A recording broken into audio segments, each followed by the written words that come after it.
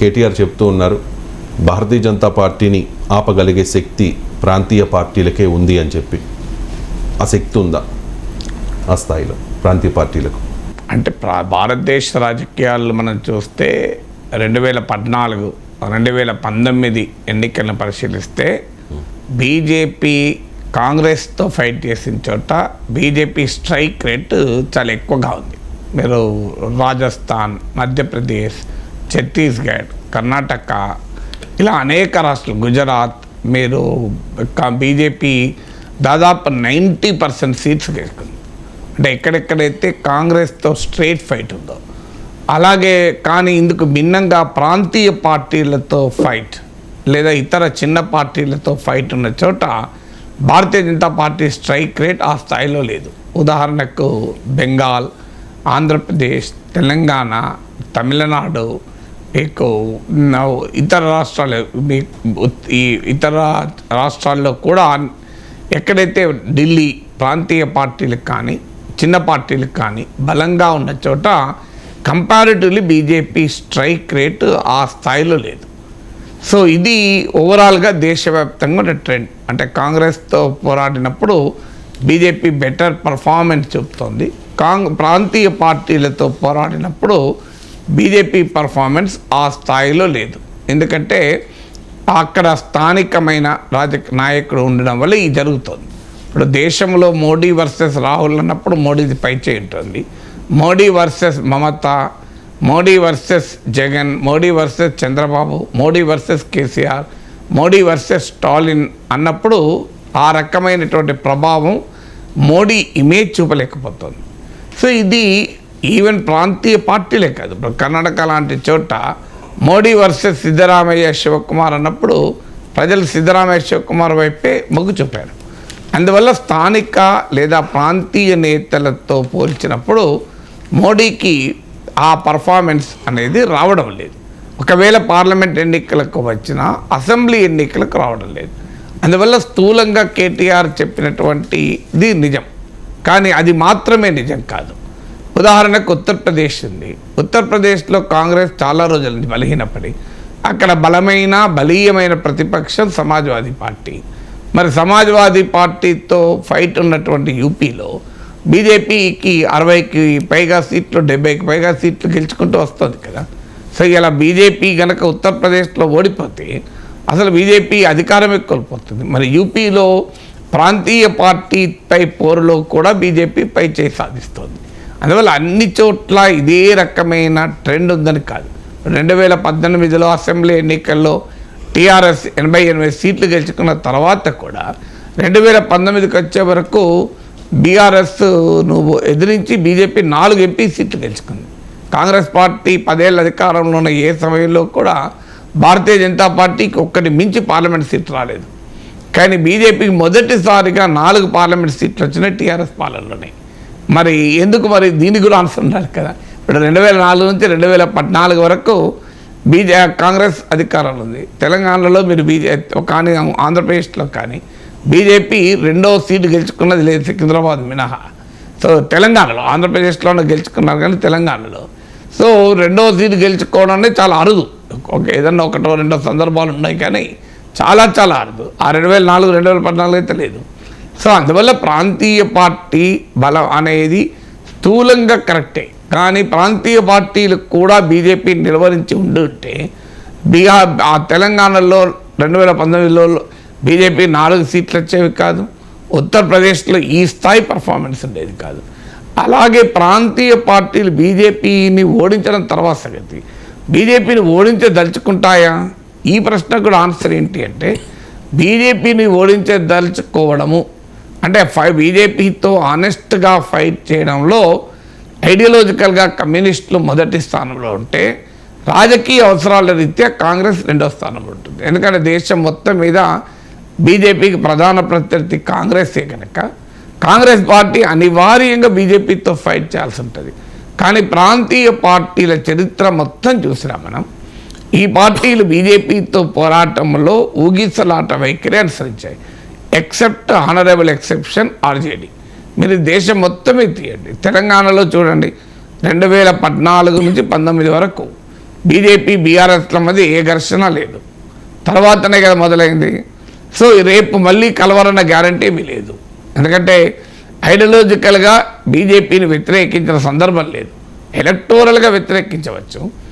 మీరు Dubbaka result GHMC ఎన్నికలు వచ్చే వరకు వ్యవసాయ చట్టాలపైన టీఆర్ఎస్ పోరాడిందా? మీరు కేసీఆర్ ఒక్కరోజన్న ఢిల్లీ ఆ శివార్లలో పెద్ద ఎత్తున రైతు ఉద్యమాలు నడిచాయి. కేసీఆర్ కానీ ఏ టీఆర్ఎస్ ఎంపీ కానీ పోయి ఆ రైతులకు మద్దతు ఇచ్చాడా? మన హైదరాబాద్లో ధర్నా చౌక్లో అనేక పోరాటాలు జరిగాయి. ఆ సమయంలో నేనే కనీసం 5-6 సార్లు వెళ్ళి మాట్లాడాను.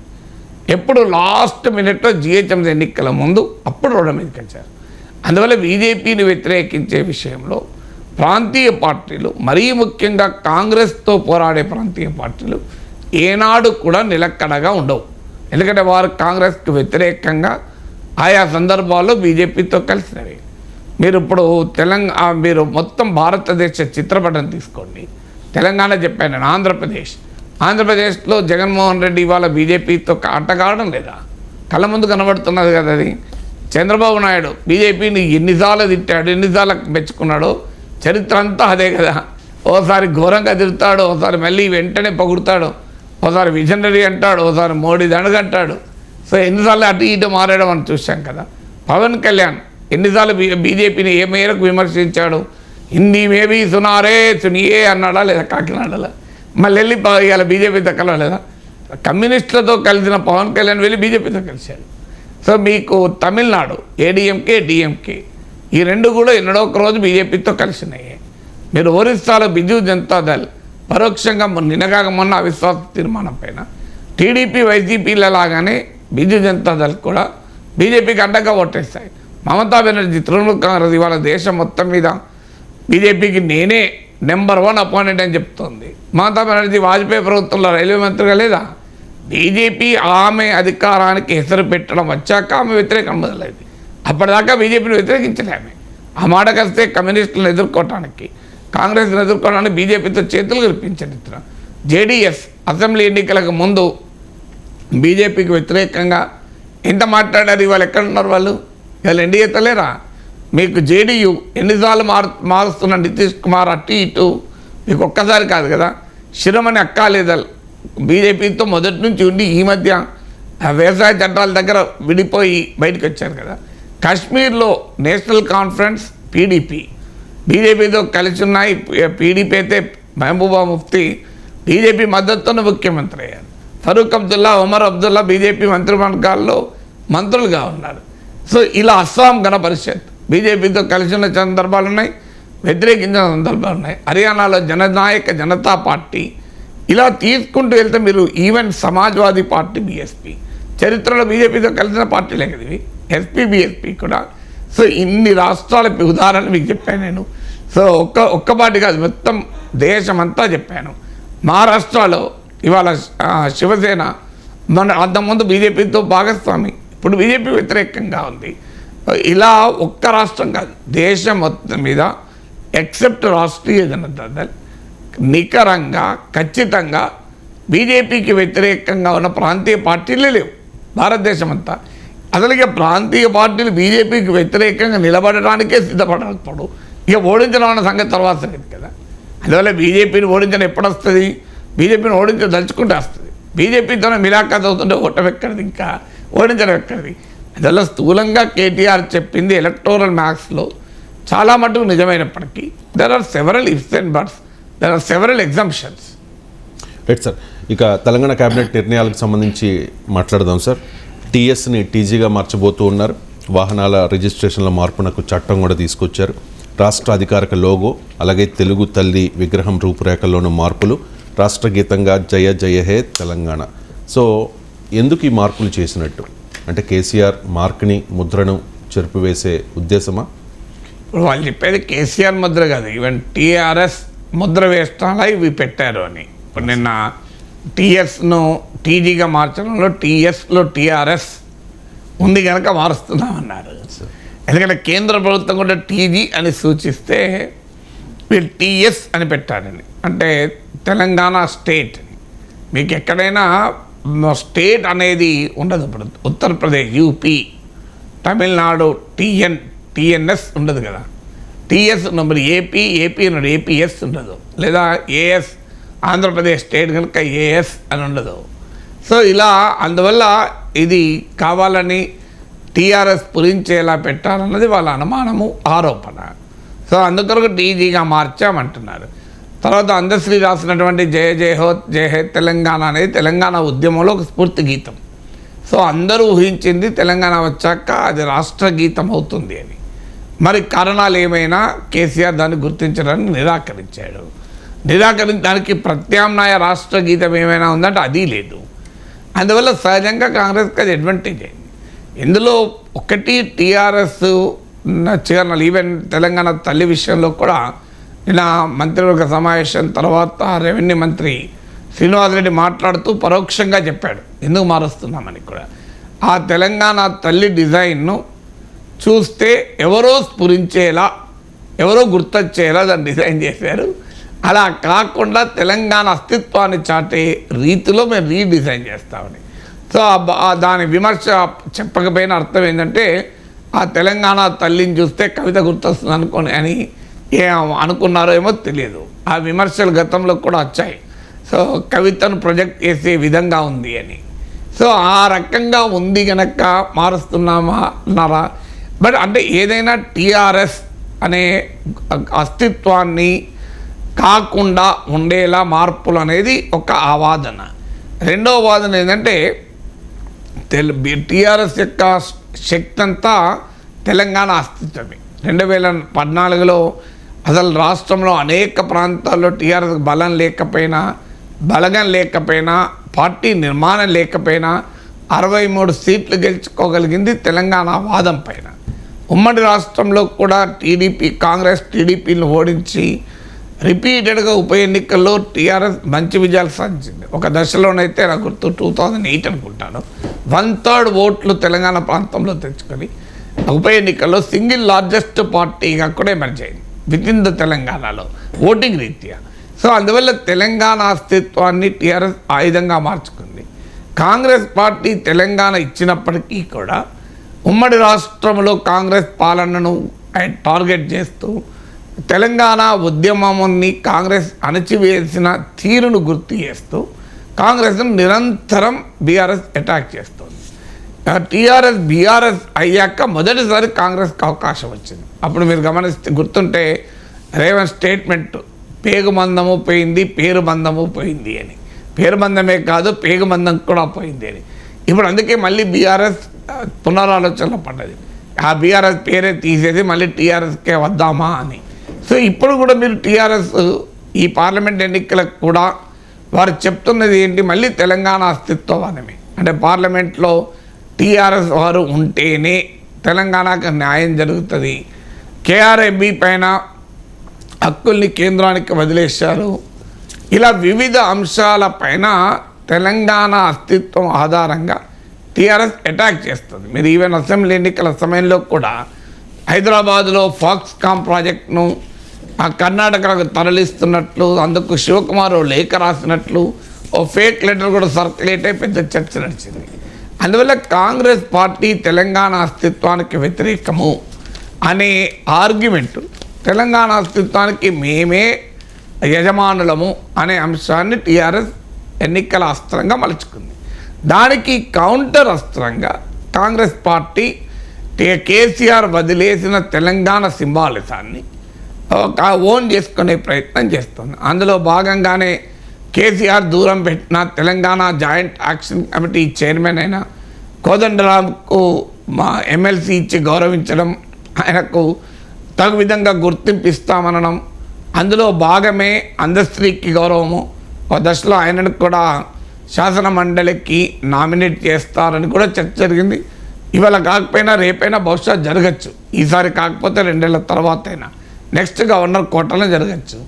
ఈవెన్ ఎలక్షన్ టైంలో కూడా రేవంత్ రెడ్డి అందశ్రీతో ఇంటర్వ్యూ కూడా పెట్టారు. అంటే కేటీఆర్, గోరేటి వెంకన్న వీరితో పెడితే తెలంగాణ సింబల్గా ఉండే రేవంత్ రెడ్డి అందశ్రీతో పెట్టారు. సో ఇప్పుడు తెలంగాణ గీతం కేసీఆర్ డిజైన్ చేసుకున్నాడు, తెలంగాణ కాంగ్రెస్ ప్రభుత్వం ఓన్ చేసుకుంది. గద్దర్ కేసీఆర్ డిజైన్ చేసుకున్నాడు, గద్దర్ను ప్రగతి భవన్ గేట్ వద్ద నిలబెట్టారు అని అప్పుడు పెద్ద రాజకీయ అంశమైంది. ఇప్పుడు ఏకంగా నంది అవార్డులనే గద్దర్ అవార్డులుగా ప్రకటించారు. గద్దర్ విగ్రహం కూడా పెడుతున్నారు. గద్దర్ కూతురుకు ఎమ్మెల్యేగా టికెట్ ఇచ్చారు. సో అందువల్ల ఇవన్నీ కూడా తెలంగాణ సింబల్స్గా ఉన్న వాటిని కాస్త తమకు అనుకూలంగా అంటే టీఆర్ఎస్ యొక్క అటాక్ను తట్టుకుంటూ కౌంటర్ అటాక్ను కాంగ్రెస్ ప్రభుత్వం చేస్తుంది. అందులో భాగమే తెలంగాణ ఉన్న కవులు, కళాకారులు, మేధావులు, తెలంగాణ అస్తిత్వానికి ప్రతీకలుగా తెలంగాణ సమాజం గుర్తింపుకు కారణమైన వారిని అందరినీ కూడా ఐడెంటిఫై చేసి వారిని ఓన్ చేసుకునే ప్రయత్నం కాంగ్రెస్ చేస్తుంది. Right sir. కాంగ్రెస్ హామీల్లో చాలా కీలకమైన హామీ 500 రూపాయలకే వంట గ్యాస్ పథకం. సో ఈ పథకం ప్రారంభోత్సవానికి ప్రియాంక గాంధీని ఆహ్వానించబోతూ ఉన్నారు. సో ప్రియాంకను ఆహ్వానించడాన్ని కవిత అబ్జెక్ట్ చేస్తూ ఉన్నారు సార్. ఏ హోదా లేని ప్రియాంకను ప్రభుత్వ కార్యక్రమాలకు ఆహ్వానించవచ్చా అంటే దానికి కాంగ్రెస్ వాళ్ళు కూడా కౌంటర్ ఇచ్చారు. ఏ హోదాతో భద్రాచలంలో కేటీఆర్ కొడుకు హిమాంశును పంపించారు అని. సో అప్పుడు వివాదం కూడా అయింది. అది హిమాంశు తీసుకెళ్ళాడా, నిజంగానే దేవాదాయ మంత్రి తీసుకెళ్ళాడా, వివాదం కూడా అయింది. అప్పుడైనా ఇప్పుడైనా ఒక ప్రిన్సిపల్ ఏంటంటే ప్రభుత్వ కార్యక్రమం పార్టీ కార్యక్రమం మధ్య డిఫరెన్షియేట్ చేయాలి. మరి ప్రభుత్వ కార్యక్రమానికి ప్రభుత్వాన్ని రిప్రజెంట్ చేసేవారు వెళ్ళాలి అనేది ఒక నార్మల్ సూత్రం. అది రాజకీయ పార్టీ వేరు, ప్రభుత్వం వేరు. పార్టీ ప్రభుత్వం నడుపుతుంది. పార్టీ వేరు, ప్రభుత్వం వేరు అనేది పొలిటికల్గా కాదు, టెక్నికల్గా. సో పొలిటికల్గా పార్టీ వేరు, ప్రభుత్వం వేరు కాదు. కాంగ్రెస్ లెజిస్లేచర్ పార్టీ నాయకుడే కదా రేవంత్ రెడ్డి, వేరే ఆకాశం చరాలే కదా. కాంగ్రెస్ పిసిసి అధ్యక్షుడే కదా ముఖ్యమంత్రి. అందువల్ల ఆ సహజంగా ప్రోటోకాల్ ప్రకారము గవర్నమెంట్ యాక్టివిటీకి గవర్నమెంట్ రిప్రజెంట్ చేసేవారే ఉండాలి అని. కానీ సాధారణంగా ఆ రకమైన ప్రోటోకాల్స్ ఎంత మేరకు మన దేశాల్లో పాటిస్తారనేది క్వశ్చన్. సో అందువల్ల కాంగ్రెస్ పార్టీకి ప్రియాంక గాంధీ సింబల్ కనుక, కాంగ్రెస్ ప్రభుత్వం కనుక మేము ముఖ్య అతిథిగా ఒక పెద్ద మనిషిని పిలిపించాం, గౌరవించి పిలిపించాం అని చెప్పుకోవడానికి కాంగ్రెస్ పార్టీ ఉంటుంది. సో అందువల్ల ప్రోటోకాల్స్, టెక్నికాలిటీస్, పొలిటికల్ ఈ రెండింటి మధ్య తేడా ఉంది. అయినా కూడా అల్టిమేట్గా మనం ప్రశ్నించాల్సింది ఎవరు ఇనాగ్రేట్ చేశారనేది కాదు. ఈవెన్ నేను మీకు అప్పుడు చర్చ వచ్చినప్పుడు కూడా కేటీఆర్ కొడుకును భద్రాచలంలో ఆయన పార్టిసిపేట్ చేసినప్పుడు కొంతమంది వివాదం చేస్తే కూడా నేను తప్పన్నాను ఆ రోజుల్లో కూడా. ఎందుకంటే చిన్నపిల్లవాడిని పట్టుకొని రాజకీయం చేయకూడదు, అది అరాచకత్వం అని. ఇప్పుడు ముఖ్యమంత్రి మనమడు ఓ ప్రాంతానికి వెళ్ళాడు అనుకోండి, ఆ గౌరవం ఉంటుంది ముఖ్యమంత్రి, మనకి ఏముంది అందులో తప్పేమున్నది అని. సో దానికి ఇప్పుడు సాధారణంగా కలెక్టర్ సతీమణిని చీఫ్ గెస్ట్గా పిలుస్తూ ఉంటారు. సో అలా నేను ఎమ్మెల్సీగా ఉన్నప్పుడు ఒకటి రెండు మీటింగ్లకు నా ప్రైజ్ డిస్ట్రిబ్యూషన్ ఇలాంటివి కావాలంటే కొన్ని కమ్యూనిటీస్లో మా మిస్సెస్ కూడా చీఫ్ గెస్ట్గా వెళ్ళి ఇచ్చిన సందర్భాలు కూడా ఉన్నాయి. అయితే అవి ప్రైవేట్ ఫంక్షన్స్, ప్రభుత్వ ఫంక్షన్లకు ఉండదు. అక్కడ మౌలికమైన తేడా అయితే ఉన్నమాట నిజం. ప్రభుత్వ function is different from private function. Private ఫంక్షన్లకు ఎవరైనా రావచ్చు. సో గౌరవంగా జనరల్గా ఎమ్మెల్యే అందుబాటులో లేకపోతే ఎమ్మెల్యే సతీమణికి కూడా వెళ్తుంటారు, కలెక్టర్ సతీమణి కూడా వెళ్తుంటారు. సో బట్ పబ్లిక్ ఫంక్షన్కు అనేది ఒకటి. కానీ మనకు అర్థం కావాల్సింది ప్రియాంక గాంధీని ఏ హోదాలో పిలుస్తారు. ఆ మధ్య ఏమి సంతకం పెడుతుందా, ఫైల్ పైన పెట్టదు కదా. ఆమెమి జీవో పైన సంతకం చేస్తుందా, చేయదు కదా. రాష్ట్ర ప్రభుత్వం అమలు చేసిన తర్వాత దాని సందర్భంగా జరిగే కార్యక్రమానికి ఆమె ముఖ్య అతిథిగా వస్తారు. ఆమె చేతుల మీదుగా కొద్దిమందికి ఇప్పిస్తారు. అది లాంచ్ ఆఫ్ ద ప్రోగ్రామా లేదా meeting on the occasion of the launch of the program, ఈ రెండింటి మధ్య మౌలికమైన తేడా ఉంది. లాంచ్ ఆఫ్ ద ప్రోగ్రామ్ అంటే ఆమె జీవో ఇచ్చి ఆమె సంతకం పెడితే అది ఖచ్చితంగా తప్పే, అది ఉండదు, ఉండే అవకాశం కూడా లేదు. కానీ ఒక రాష్ట్ర ప్రభుత్వం ముఖ్యమంత్రి సంతకం పెట్టి అది అమల్లోకి వచ్చాక దాని సెలబ్రేషన్కు ప్రియాంక గాంధీని ముఖ్య అతిథిగా పిలిస్తే తప్పలేదు. ఎందుకంటే అది సెలబ్రేషనే. ఇప్పుడు నేను ఉదాహరణకు నేను ప్రొఫెసర్ అయ్యాను, మీరే ఎడిటర్ అయ్యారు. మీరు ఎడిటర్ అయిన తర్వాత ఒక ఫంక్షన్ జరుగుతుంది. ఎడిటర్గా మీకు ఆర్డర్ ఇచ్చేది మీ చైర్మన్ ఇస్తారు. సో మీరు ఎడిటర్ అయిన సందర్భంగా ఓ మీటింగ్ జరిగింది అనుకోండి, నన్ను పిలిచారనుకోండి, తప్పు కాదు కదా. సో అందువల్ల ఎవరైనా ఆ ఫంక్షన్ యొక్క లక్షణం ఏంటి అని, అంటే is it launch of the program or is it a celebration on the occasion. Point ఏంటంటే సార్, ఆ వంట గ్యాస్ పథకం లేకపోతే కొన్ని గ్యాస్ సిలిండర్లు ఎవరైనా మహిళలకి ఇవ్వడం అది కరెక్ట్ అవుతుంది? అది లాంచ్ ఎలా అవుతుంది అంటే అదే టెక్నికాలిటీస్. ఇప్పుడు ఆల్రెడీ ప్రభుత్వం సంతకం పెట్టింది, సంతకం పెట్టిన తర్వాత దాన్ని సిలిండర్ అయినా దీనివల్ల ఎందుకు ఇంత వివాదం? లోక్సభ ఎన్నికలకు ముందు కదా సార్, ఏదన్నా కానివ్వండి, రాజకీయ పార్టీ ప్రభుత్వ కార్యక్రమాన్ని పార్టీకి ఉపయోగించుకుంటారని ఆవేదన అయ్యి ఉండొచ్చు. అది ఆరోపణ. నేను ప్రజలకు ఏం సంబంధం దీంతో? ప్రజలకు కావాల్సిన సిలిండరు, ప్రజలకు ప్రియాంక గాంధీ ఇచ్చారా, కవిత ఇచ్చారా, ఎవరు ఇచ్చారన్న సిలిండర్ ఇంపార్టెంట్ కాదు కదా. సో టెక్నికాలిటీస్ రీత్యా ప్రభుత్వ కార్యక్రమం ప్రభుత్వం ఉండాలి, కానీ ఇట్ ఇస్ ఆల్సో ఈ promise of the Congress party. ఇప్పుడు కాంగ్రెస్ పార్టీ ఇచ్చిన ప్రామిస్ అమలు చేయడం కదా. ఓ బ్రిడ్జ్ కట్టినట్టో లేకుంటే ఒక ప్రాజెక్ట్ కట్టినట్టో కాదు కదా. దీనికి అందుకే ఇది ఎక్స్ట్రీమ్ అంత మైక్రోస్కోప్ పెట్టి చూడాల్సిన అవసరం ఉందా అంటే నేను. మీరు అన్నట్లు ఇప్పుడు ఒక పెద్ద ఫ్లైఓవర్ కట్టారు, ఫ్లైఓవర్ కట్టడం వేరు, ఒక కాంగ్రెస్ పార్టీ మేనిఫెస్టో ఇంప్లిమెంట్ చేసే పథకం వేరు. ఈ రెండింటి మధ్య కూడా తేడా ఉంది కదా. సో కాంగ్రెస్ పార్టీ మేనిఫెస్టోను ఇంప్లిమెంట్ చేసే ఓ పథకము, ఆ పథకాన్ని ముఖ్యమంత్రి సంతకం ద్వారా అమల్లోకి వస్తుంది. అమల్లోకి వచ్చిన సందర్భంగా లాంఛనంగా ఒక కార్యక్రమం, దాన్ని ఇంత రాజకీయ వివాదం చేయడం ఎందుకు? టెక్నిక ప్రభుత్వ ఫంక్షన్ పార్టీ ఫంక్షన్ వేరువేరుగా ఉండాల్సిందే. కానీ కాన్స్టిట్యూషనల్ ఇంప్రాపరేటో ఏదో ప్రజలకు పెద్ద నష్టమో జరిగిన సందర్భం ఏం లేదు కదా, దానికి ఏం ప్రమాదం ఏం లేదు కదా. రైట్ సార్, నిన్న కేటీఆర్ ఒక కామెంట్ చేశారు సార్, చీకటి ఉంటేనే వెలుగు విలువ తెలుస్తుంది అని చెప్పి. నిజమే కదా సార్? కాంగ్రెస్ నికృష్ట పాలన చూస్తే కేసీఆర్ గొప్పతనం అర్థమవుతుంది, తెలంగాణ ప్రజల్లో ఈ రకమైన ఆలోచన ఉంది అని చెప్పి. అల్టిమేట్గా ఏం చెప్పారంటే అసెంబ్లీ ఎన్నికల్లో ఓటమి మన మంచికే అంటూ ఉన్నారు కేటీఆర్. ఇప్పుడు కూడా అంటే ఆ స్పిరిట్ ఉండాలి కదా. ఇప్పుడు ఓటమి నుంచి భయపడి పారిపోయి బెంబేలెత్తిపోయి డిప్రెషన్లోకి పోయి నిరుత్సాహపడకూడదు. సో ఓటమి నుంచి failure the stepping stone to success అంటారు కదా. సో అందువల్ల ఒక లీడర్గా ఉన్న వ్యక్తి చెప్పాల్సిన మాటలే ఇది.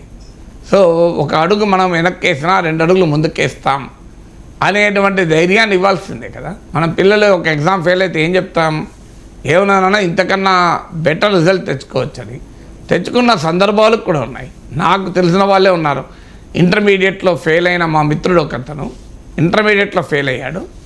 ఆ తర్వాత BSc AC, MSc AC, PhD AC, Sweden, జర్మనీలో పనిచేసి ఇప్పుడు యూకేలో కాంబ్రిడ్జ్ విశ్వవిద్యాలయంలో పరిశోధకుడిగా ఉన్నాడు.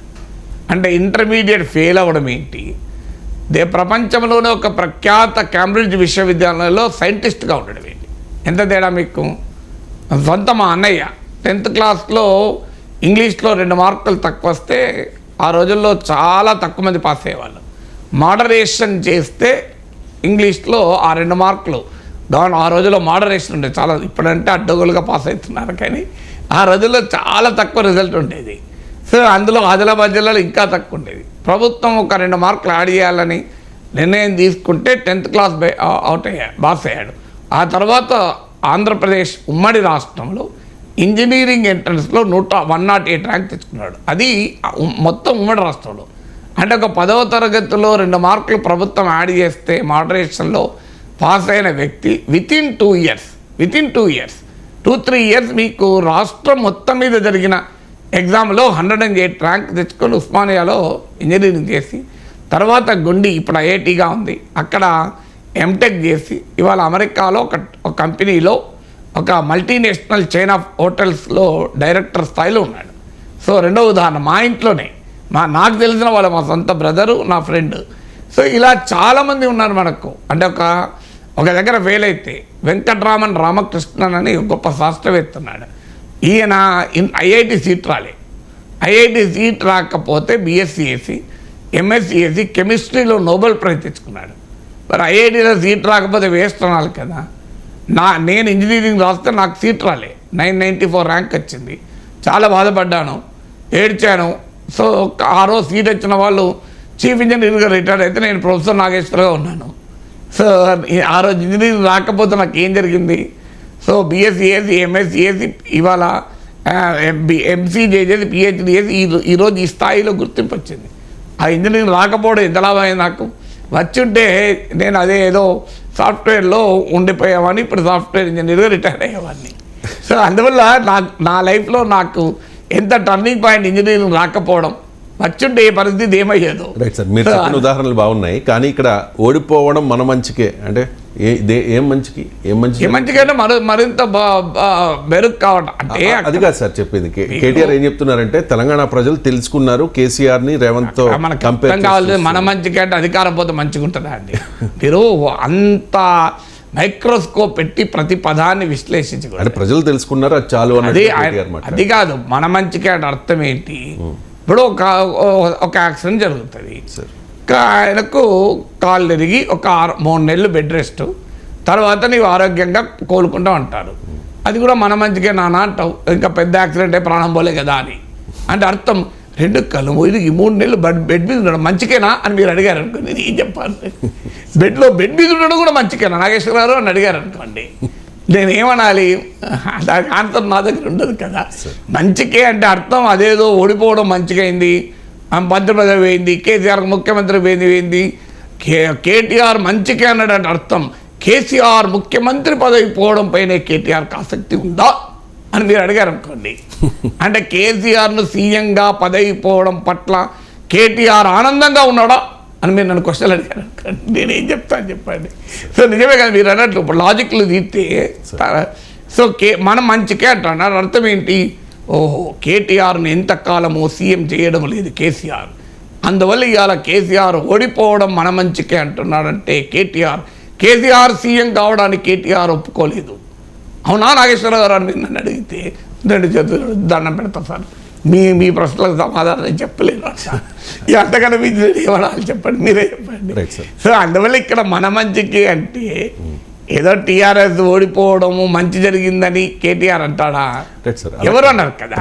ఉద్దేశం ఏంటంటే ప్రజలకు మన పాలన గురించి అర్థం కాలేదు, అందువల్ల మన పైన అసంతృప్తితో ఓడించారు, ఇప్పుడు కాంగ్రెస్ గెలిస్తే కంపేర్ చేసుకుంటారు అని. అది ఉత్సాహపరచడానికి శ్రేణుల్ని ఆనందపరచడానికి, మరోసారి సమరోన్ముఖులను చేయడానికి ఒక నాయకుడు అన్న మాటలే తప్ప దాన్ని ప్రతి భాష, ప్రతి అక్షరము, ప్రతి కోణము తీసి కోడిగుడ్డు మీద ఈకలు బీకితే నేనేం చెప్పగలను? రైట్ సార్, కాంగ్రెస్ వాళ్ళు కూడా దీన్ని కామెంట్ చేశారు సార్, అందుకని నేను అడిగాను మిమ్మల్ని. అండ్ నెక్స్ట్ టాపిక్ వచ్చేసి టీపీసీసీ ఆల్రెడీ ఒక తీర్మానం చేసింది సార్, ఖమ్మం నుంచి లేదా మెదక్ నుంచి సోనియా గాంధీ పోటీ చేయాలి, మీరు ఇక్కడ పోటీ చేయండి మేము గెలిపించుకుంటాం అని కూడా రేవంత్ కామెంట్ చేశారు.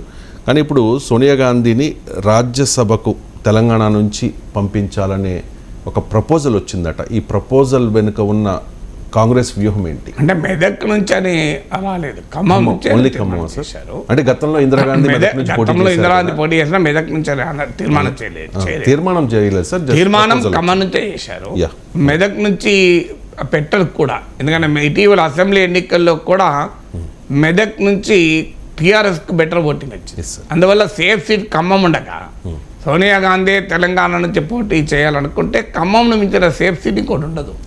ఏ నాయకుడిని మనం పోటీలో పెట్టినా వాళ్ళు ఏం కోరుకుంటారు? ఆ నాయకుడిని సురక్షితంగా గెలిపించాలని కోరుకుంటారు తప్ప రిస్క్ ఉన్న సీట్ ఎందుకు పెడతారు? పెట్టకూడదు కూడా. అందువల్ల సేఫెస్ట్ సీటు ఖమ్మమే. తెలంగాణ మొత్తం మీద కాంగ్రెస్కు గ్యారంటీగా గెలుస్తామని నమ్మకం ఉండే సీటు ఖమ్మమే అవుతుంది. అందువల్ల అది ఇటీవల అసెంబ్లీ ఎన్నికల ఫలితాలను చూస్తే అఫ్కోర్స్ 2019లో ఖమ్మంలో గెలవలేదు కాంగ్రెస్, ఆ గెలిచింది మీకు నల్గొండలో గెలిచారు, మల్కాజ్గిరిలో గెలిచారు, భువనగిరిలో గెలిచారు. కానీ ఖమ్మం రిలేటివ్లీ ఈ అసెంబ్లీ ఎలక్షన్ ప్యాటర్న్ చూస్తే సేఫ్ సీట్ అవుతుంది. సో అందుకల్లా అక్కడి నుంచి పోటీ చేయమని అడుగుతున్నారు. సో తెలంగాణలో ఆమె అంటే ఇప్పుడు ఆమె డిసైడ్ చేసుకోవాల్సింది ఒకటి, రాయబరేలీ నుంచే మళ్ళీ చేయాలా వేరే చోటు నుంచి చేయాలా? ఎందుకంటే హిమాచల్ ప్రదేశ్ కూడా అడిగారు రాజ్యసభకు సోనియా గాంధీయో ప్రియాంక గాంధీయో పోటీ చేయాలని. రాజస్థాన్ కూడా అడిగారు, రాజస్థాన్లో కూడా ఇప్పుడు 3 సీట్లు ఖాళీ అవుతున్నాయి, కాంగ్రెస్కు క్లియర్గా 1 సీట్ వస్తుంది. అందువల్ల ఆ 1 సీట్లో సోనియా గాంధీని పోటీ పెట్టాలి అని అక్కడ రాజస్థాన్ కాంగ్రెస్ కూడా కోరింది. సో అందువల్ల ఇలా అన్ని రాష్ట్రాల నుంచి సోనియాను కోరడము ఇది కొత్త కాదు, ఇది సహజం. అందువల్ల తెలంగాణకు కూడా తెలంగాణ ఇచ్చిన సెంటిమెంటు సోనియా సెంటిమెంటు. అందువల్ల సోనియా గాంధీ తెలంగాణ ఇచ్చింది కనుక తెలంగాణ ప్రజలు గ్రాటిట్యూడ్గా ఆమెను రిప్రజెంట్ చేయాలి అనేది ఒక ఆర్గ్యుమెంట్. దానివల్ల తెలంగాణలో కాంగ్రెస్ పార్టీకి ఊపు వస్తుంది, కాంగ్రెస్ పార్టీకి గుర్తింపు వస్తుంది అని. సో అందువల్ల కాంగ్రెస్ పార్టీ గతంలో కూడా ఉమ్మడి రాష్ట్రంలో ఉన్నప్పుడు మీకు కాంగ్రెసే కాదు, జాతీయ పార్టీలు ఏవైనా తాము ఒక రాష్ట్రంలో అధికారంలో ఉన్నప్పుడు అక్కడ రాజ్యసభ సీట్లను తమ పార్టీకి చెందిన నాయకులు ఇతర రాష్ట్రాల నుంచి ఉన్న వాళ్ళను గెలిపిస్తుంటారు. అలా కాంగ్రెస్ పార్టీ జయరాం రమేష్ లాంటి వాళ్ళను వేరే ఇతర రాష్ట్రం నుంచి పెట్టిన సందర్భాలు ఉన్నాయి. బీజేపీ కూడా వెంకయ్య నాయుడు, ఇప్పుడు జీవీఎల్ నరసింహారావు, డాక్టర్ లక్ష్మణ్ యూపీ నుంచి రిప్రజెంట్ చేయడం లేదా, నిర్మలా సీతారామన్, సురేష్ ప్రభు, ఇలా జాతీయ పార్టీలు సహజంగా చేసే పని. అందువల్ల ఈ 3 లోక్సభ సీట్లలో ఒక సీటు, 3 రాజ్యసభ సీట్లో ఒక సీటు ఆ జాతీయ కోటాలో వెళ్ళిపోతుంది అని అంటున్నారు. అప్పుడు ఎవరిని పెట్టాలి అన్నప్పుడు సోనియా గాంధీని పెడితే కనీసం కొంత విమర్శ తగ్గుతుంది. అంటే కాచిగూడు టీఆర్ఎస్ వాళ్ళు తెలంగాణ బిడ్డలకు 2 ఎంపీ సీట్లు వచ్చేటట్టుంటే అందులో ఒకటి తీసుకుపోయి తాకట్టు పెట్టారు ఢిల్లీ కింద, టీఆర్ఎస్ ఇప్పుడు అటాక్ చేస్తుంది. ద మూమెంట్ 2 రాజ్యసభ సీట్లో ఒకరు బయట వాళ్ళు వస్తే అటాక్ ప్రధానంగా టీఆర్ఎస్ నుంచి వస్తుంది. తెలంగాణకు అన్యాయం చేశారు, తెలంగాణ బిడ్డలకు గుర్తింపు లేరా, తెలంగాణలో ప్రముఖులే లేరా, తెలంగాణ నుంచి రాజ్యసభకు పోవాల్సిన 2వ వ్యక్తి లేడా అని ఇప్పుడు టీఆర్ఎస్ అటాక్ గ్యారెంటీగా మొదలు పెడుతుంది.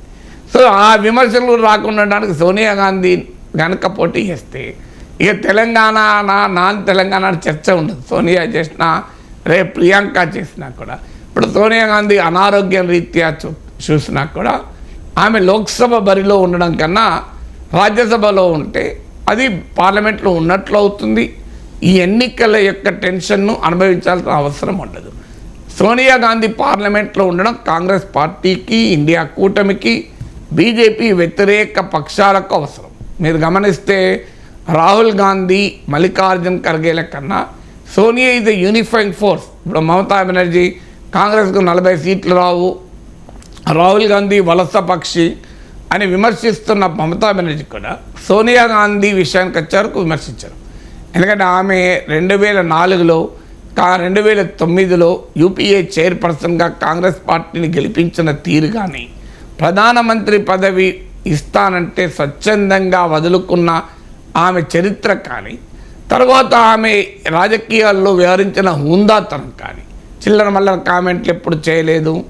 అందువల్ల ఆమె ప్రత్యర్థులు కూడా ఆమె గౌరవిస్తారు. ఈవెన్ బీజేపీ మొదట్లో విదేశీ వనిత ఇలాంటివన్నా కూడా తర్వాత ఆమెను గౌరవించేటువంటి పని చేశారు. అందువల్ల సోనియా గాంధీ దేశ రాజకీయాల్లో ఆ రెస్పెక్టబిలిటీని పొందగలిగారు. సో అందువల్ల తెలంగాణలో మరీ ముఖ్యంగా ఇందిరాగాంధీ కూడా తీసుకున్న ఒక పొలిటికల్ నిర్ణయాన్ని, అంటే వెరీ వెరీ సెన్సిటివ్ పొలిటికల్ నిర్ణయాన్ని తీసుకున్న నాయకురాలుగా ఆమె గుర్తింపు ఉంది కనుక తెలంగాణ నుంచి ఆమెకు రాజ్యసభ పంపాలి అన్నది సహజంగానే తెలంగాణలో ఉన్న కాంగ్రెస్ వాదులు పులకరించిపోయే అంశము. తెలంగాణ ప్రజలకు కూడా సంతోషిస్తారే తప్ప వ్యతిరేకించారు. Right sir.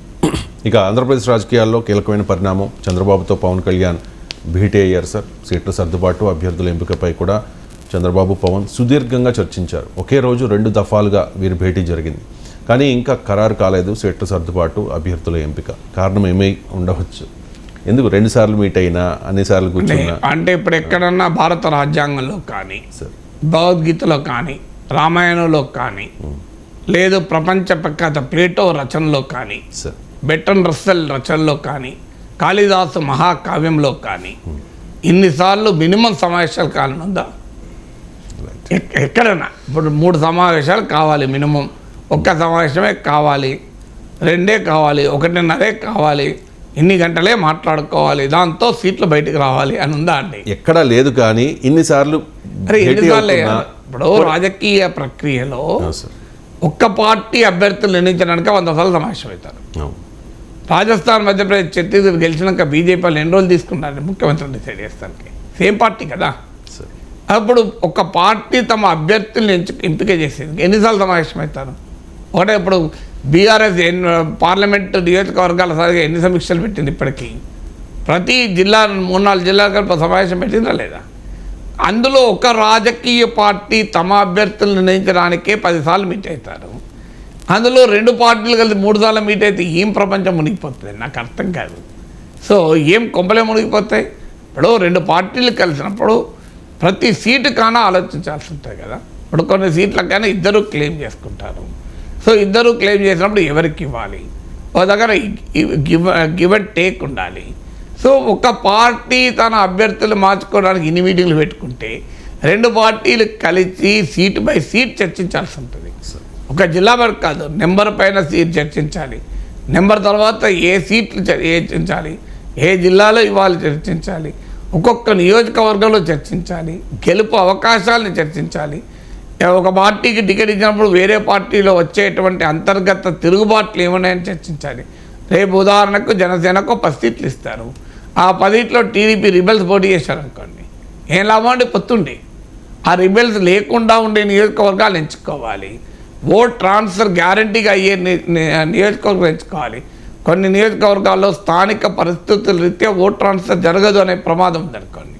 ఇప్పుడు ఉదాహరణకు అక్కడ ఉన్న క్యాస్ట్ కాంబినేషను, నాయకుల కాంబినేషను, ఇప్పుడు జనసేన అభ్యర్థితో టీడీపీ అభ్యర్థి పట్ల, ఒక పార్టీ అభ్యర్థి పట్ల మరో పార్టీకి వ్యతిరేకత ఉందనుకోండి. సో ఇలాంటివి అనేక ఫ్యాక్టర్స్. ప్రత్యర్థి పార్టీలో బలమైన నేత ఎవరు, వైసీపీ అభ్యర్థి ఎవరు, ఆ అభ్యర్థికి వ్యతిరేకంగా టీడీపీ అభ్యర్థి పోటీ చేస్తే ఎఫెక్టివ్గా ఉంటుందా, జనసేన అభ్యర్థి పోటీ చేస్తే ఎఫెక్టివ్గా ఉంటుందా, ఇవన్నీ కూడా ఆలోచించుకోవాల్సి ఉంటుంది. దీనికి తోడు బీజేపీ కలుస్తుందా కలవదా? బీజేపీ కలిస్తే బీజేపీకి కొన్ని సీట్లు ఇవ్వాలి. ఆ సీట్లు టీడీపీ కోటాలకెళ్ళి ఇవ్వరు కదా. బీజేపీ కంటూ సీట్లు ఇస్తే టీడీపీ పోటీ చేసే కొన్ని సీట్లు, జనసేన పోటీ చేసే కొన్ని సీట్లు కూడా పోతాయి కదా బీజేపీకి. ఒకవేళ బీజేపీ రానంటే ఏ పార్టీ కలుపుకోవాలి? బీజేపీ కలిసి రాకపోతే కమ్యూనిస్టులు కలుస్తారా, కాంగ్రెస్ కలుస్తుందా? ఇవి ఏవి తేలకుండా వెంటనే ఒక ఫస్ట్ మీటింగ్లోనే సీట్ బయటికి రావాలంటే కంప్యూటర్ బటన్ నొక్కితే ఓ ప్రింట్అవుట్ రావాలన్నట్టు ఉంటుందా అండి రాజకీయాలంటే? సో రాజకీయాలంటే అనేక అంశాలు చర్చిస్తారు. ఇంట్లో పెళ్ళంటేనే మనం 100 సార్లు భార్యాభర్తలు కూర్చొని, అమ్మ నాన్న తల్లిదండ్రులతో కూర్చొని, ఇంట్లో పెద్దలతో కూర్చొని ఎన్ని మీటింగ్లు అవుతాయండి ఒక్క పెళ్ళికి. ఒకరోజు మీ న్యూస్ బులెటిన్ రావాలంటే మీరు రోజు మార్నింగ్ కూర్చుంటారు, వీలైతే మళ్ళీ మీరంతా కలిసి ఈవినింగ్ కూర్చోరండి. అంటే ఒక న్యూస్ బులెటిన్కు ఒకరోజు ప్రోగ్రామ్కు మీరు 2 సార్లు కూర్చుంటే ఒక పెద్ద ఎన్నికకు వాళ్ళు 2 సార్లు కలిసిన మీకు నాకు అబ్జెక్షన్ లేకపోవచ్చు, కానీ నాకు అబ్జెక్షన్ ఇష్యూ కాదు. మీరు అడుగుతున్నారు, నేను చెప్తున్నాను. మీకేదో అబ్జెక్షన్ ఉందని. నా పాయింట్ ఏంటంటే సార్, వీళ్ళు ఎన్నిసార్లు కలవాలి, ఇన్నిసార్లు కలవాలి, మీరు పాయింట్స్ చెప్పారు, వ్యాలిడ్ పాయింట్. కానీ వీళ్ళు పదే కలుస్తున్నారు. నేను ఒక్కరోజే 2 సార్లు భేటీ అయ్యారు, కానీ ఇంకా సందిగ్ధత కొనసాగుతోంది, ఏదో జరుగుతోంది.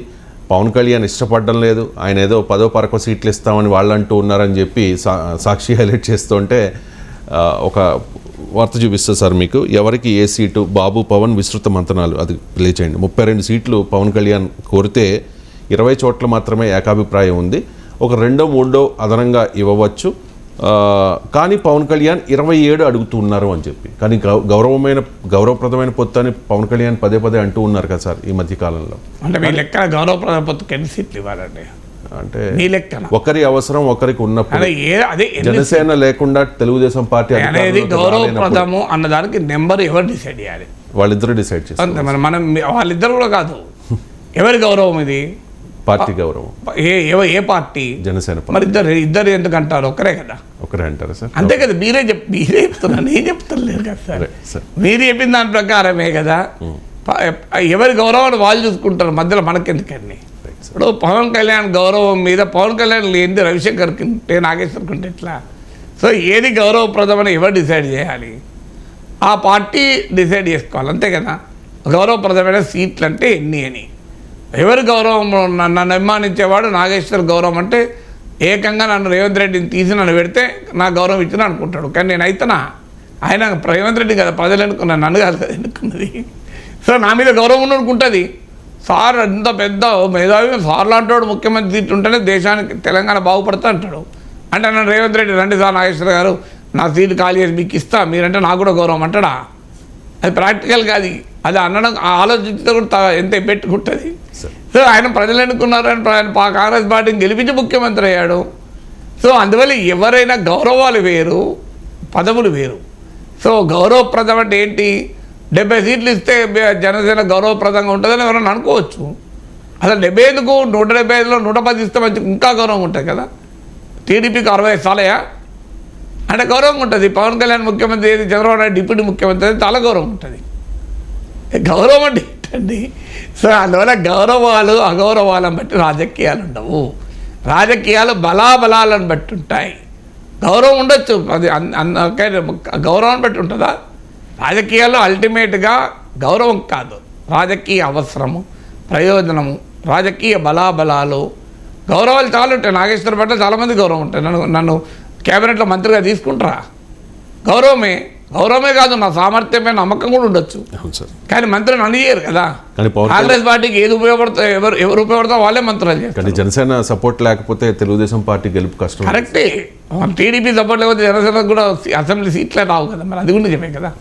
అందువల్ల అది ఉంది కనుకనే ఎన్ని సీట్లు ఇవ్వాలి. సపోర్ట్ లేదంటే రాదు కనుక 70 సీట్లు ఇస్తారా? గెలవగలగలేదు రేపు.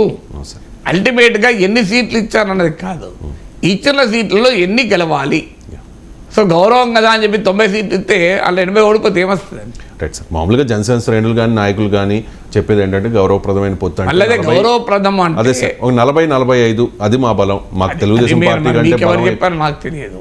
ఎవరైతే పవన్ కళ్యాణ్ బహిరంగంగా చెప్పలేదు, చెప్పండి నేను క్రైటీరియా ఇట్లా తీసుకుంటాను. అంటే గతంలో రీసెంట్గా ఒక మాట అన్నారు సార్, మేము 1/3 స్థానాల కోసం ఎప్పుడు పోరాటం. అసెంబ్లీ కాదన్నది, ఇది అసెంబ్లీ మాత్రమే కాదు, స్థానిక సంస్థల్లో కూడా. స్థానిక సంస్థల్లో 1/3 అని క్లియర్గా అన్నాడు, అసెంబ్లీ అనలేదు. అదే ఇక ముందు భవిష్యత్తులో స్థానిక సంస్థలు, కార్పొరేషన్లు అన్నిట్లో 1/3 పోటీ చేస్తాం. ఇప్పుడు చేయమన్నట్టే కదా, ఇక ముందు చేస్తామన్నట్టు. ఇప్పుడు మీరు బాధపడకండి అంటే క్యాడర్లో జస్ట్ ఒక ఉత్సాహం నింపడానికి, వాళ్ళని బుజ్జగించడానికి కదా సార్. ఇప్పుడు లేని బలం అప్పుడు ఎలా వస్తుంది సార్? అంటే ఇప్పుడు 20 సీట్లు గెలుచుకున్న తర్వాత అప్పుడు బలం రాదా అండి? అలాంటి బిఏ అయినాక ఎంఏ రాదా అండి? ఇంటర్మీడియట్ తర్వాత ఎంఏ రాస్తాడే అన్నా సార్. సో నువ్వు ఇప్పుడు బిఏ పాస్ అయినాక ఎంఏ పాస్ అవుతాడు. సో అందువల్ల ఇప్పుడు లేని బలం అప్పడానికి కాదు కదా. అంటే ఒకసారి మొదలు అసెంబ్లీ ఎన్నికలు గెలిచాక ఆటోమేటిక్గా బలం పెరుగుతుంది కదా. అప్పుడు కాంగ్రెస్ పార్టీకి ఇప్పుడు లాస్ట్ టైం స్థానిక సంస్థల ఎన్నికలు ఓడిపోయారు. ఇప్పుడు బలం రాదా రేపు గెలవరా స్థానిక సంస్థల్లో? సో బలం అనేది ఎప్పుడు స్టాండర్డ్గా ఉంటుందా? బలం అనేది ఒకటేసారి కంపల్సరీ ఒకటే లెవెల్ ఉంటుందా? బలం అనేది మార్పు ఉండదా అండి? Right sir. జనసేన తీసుకునే సీట్లు ప్రధానం కాదు, జగన్మోహన్ రెడ్డి లాంటి నియంతను దించడమే మా లక్ష్యం, నాకు అధికారం మీద వ్యామోహం లేదు. ఈ మధ్యకాలంలో పదే పవన్ కళ్యాణ్ ఈ తరహా వ్యాఖ్యలు చేస్తూ ఉన్నారు సార్. అంటే నేను సీఎం అభ్యర్థి రేసులో లేను, మాకు పవర్ షేరింగ్ ఉండదు అని చెప్పి ఆయన క్లారిటీ ఇచ్చారు. లోకేష్ కూడా చాలా క్లియర్గా చెప్పారు, చంద్రబాబు నాయుడు గారి ముఖ్యమంత్రి, ఆ విషయంలో పవన్ కళ్యాణ్ కూడా ఓకే అన్నారు అని చెప్పేసి. సో పవన్ కళ్యాణ్ ముఖ్యమంత్రిగా చూడాలనుకునే ఆ పార్టీ కార్యకర్తలు కానీ, ఆయన అభిమానులు కానీ, ఆ పార్టీ నాయకులు కానీ, ముఖ్యంగా ఆంధ్రప్రదేశ్ రాజకీయాల్లో శాసించగల స్థాయిలో ఉన్న ఒక సామాజిక వర్గం కానీ, మరి దీనికి ఒప్పుకునే అవకాశం ఉంటుందంటారా? ఓట్ ట్రాన్స్ఫర్ జరుగుతుందా సక్సెస్ఫుల్గా? జనసేన చిరంజీవిని ఆంధ్రప్రదేశ్ శాసించగలిగే సామాజిక వర్గం చిరంజీవిని ఎందుకు ముఖ్యమంత్రి చేయలేదు సార్? శాసించే సామాజిక వర్గమే కదా. మరి ఎందుకు చిరంజీవికి 18 సీట్లు ఇచ్చారు? సింగిల్గా పోటీ చేశారు. సింగిల్గా పోటీ చేస్తే మరి శాసించే కదా సామాజిక వర్గం కదా. అంటే ఆ సామాజిక వర్గంలో వేరే పార్టీకి ఒకటి ఓటేయడా? ఆ సామాజిక వర్గం మొత్తం జనసేనకు ఓటేస్తారా? ఆ సామాజిక వర్గానికి చెందిన నేతలు వేరే పార్టీలో లేరా? ఉన్నారు సార్. అంటే ఆ సామాజిక వర్గం అంత అమాయకులా? గంప గుత్తగా మా కులపోలకు ఓటేసుకుంటాం ఏమనికి వేయమంటారా? ఆ మా కులపోలకు ఓడేయాలనుకున్న ఆ కులపోలు ఎంతమంది ఉంటారు? ఒక్క పేర్ని నాని ఆ కులం కాదా? అంబట్రాంబాబు ఆ కులం కాదా? సో అన్ని పార్టీలో ఆ కులం వాళ్ళు ఉంటారు కదండి. అందువల్ల ఒక కులం వాళ్ళను అంత పూర్తిగా ఒకే పార్టీ వెనకాల ఉంటారని చెప్పి రైస్ ఇచ్చే పవన్ కళ్యాణ్కు గంపగుత్తగా రాసిచ్చే అధికారం మీకు నాకు ఎక్కడదండి.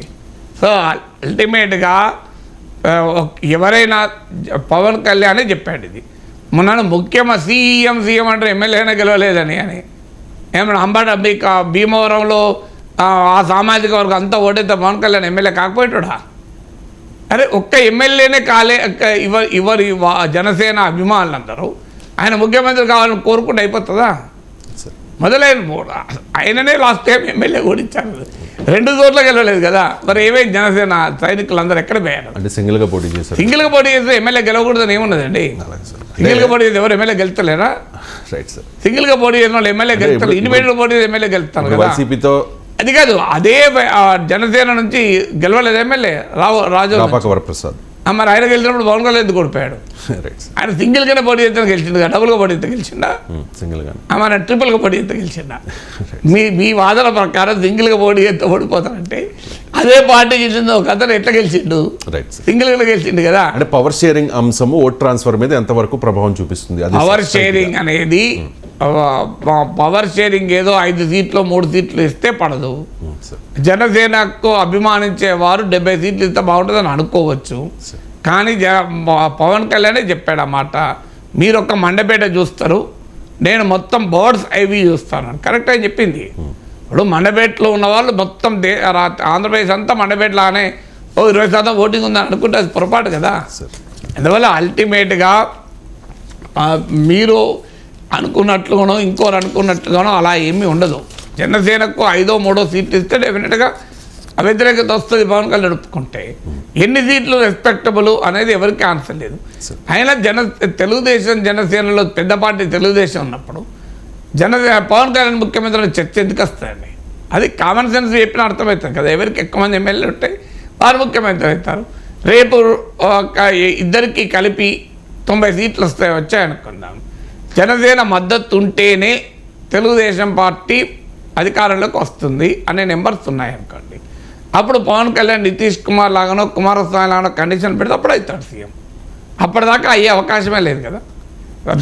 తెలుగుదేశానికే 90 సీట్లు వస్తే పవన్ కళ్యాణ్ ఎందుకు సీఎం చేస్తారు? పవన్ కళ్యాణ్ అవసరమే ఉండదు కదా సార్. అప్పుడు అవసరం ఉన్నా లేకపోయినా పొత్తులో ఉన్నప్పుడు ఉంటారు. ఇప్పుడు ఎన్డీఏకు 2014-19 కూడా బీజేపీగా సొంతగా మెజార్టీ ఉంది. ఆయన మిత్రపక్షాలను కలుపుకోలేదా? Right sir. Thank you so much sir. చాలా అంశాలకు సంబంధించి సమగ్రంగా విశ్లేషణ అందించినందుకు.